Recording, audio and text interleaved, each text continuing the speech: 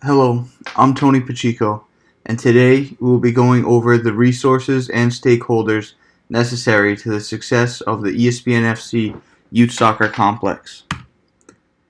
Financially, we will need the support of the following divisions of ESPN and the Walt Disney Company. Disney Parks has been heavily involved with the ESPN Wide World of Sports Complex in Bay Lake, Florida, and their contribution will be greatly beneficial to the success of our youth soccer complex as well. A portion of the revenue from the ESPN FC website should be held to the side to help run the facilities during the first few months after opening. This will give the venue a long enough grace period to generate a self-sustaining income.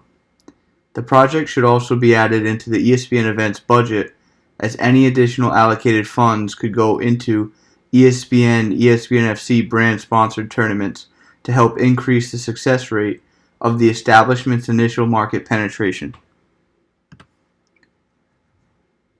The people that we will need to have involved with this project to ensure success begins with the contractor. The contractor position will be put through a bidding process, and the most beneficial offer will be accepted and hired for the project. The design team will be made up of mostly current employees from within the Disney Parks organization. An independent design company with prior experience in projects of this size will overview the final design. The ESPN FC personalities will be involved with the promotion aspect of this project, and the majority of their contribution will come from their airtime on television, along with the addition of informational advertisements. Construction workers will be left to the discretion of the contractor, emphasizing the importance of accepting the contractor's offer based on ability and not lowest cost. Lastly, the day-to-day employees will consist of members of the community with sports involvement, whether it be through past volunteer work, organizational positions, or participant in sport alone. The physical resources that will need to be obtained to complete this project also has a set starting point with land. A plot of land with enough space to hold the facilities in an area easily accessible to the majority of the public will need to be located. Grass and turf will need to be decided upon once the plot of land is located. Grass is preferential to player safety and avoiding injuries, although much harder to maintain, and could potentially become more hazardous than turf if not maintained properly. Irrigation and draining systems will need to be installed for all outdoor fields to help avoid any hazardous conditions for young athletes. Safety measures need to be taken with necessary equipment and facilities installed in accordance with Rhode Island law. Lighting will preferentially be purchased rather than rented.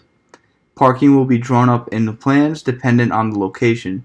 If parking is already in place, it will be updated and repaved or painted at the very least.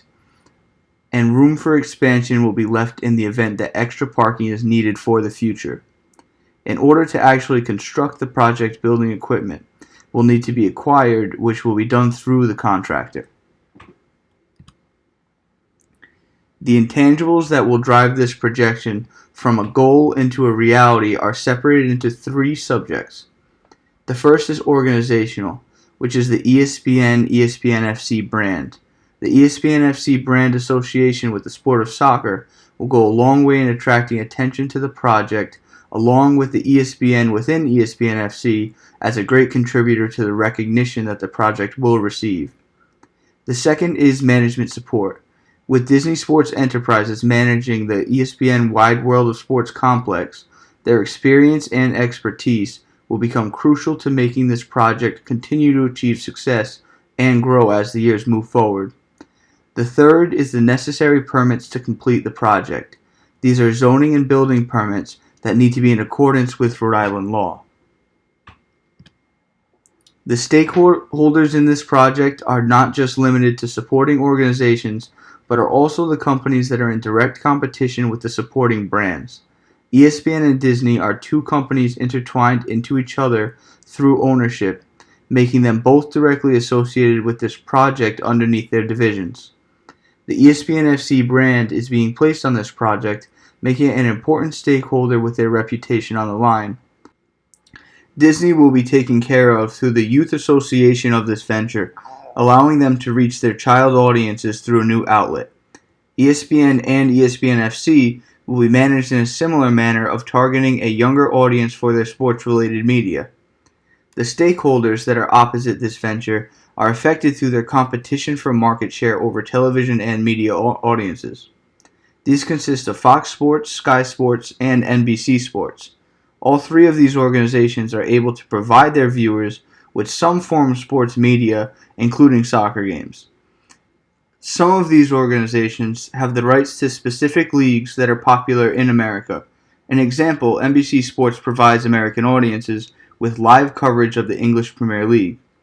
These opposing stakeholders will be managed through continued updates and added features to our facilities, making sure that we keep our existing consumers satisfied as they create their own venues to compete with ours. I would like to thank you for taking the time to listen to my resources and stakeholders presentation.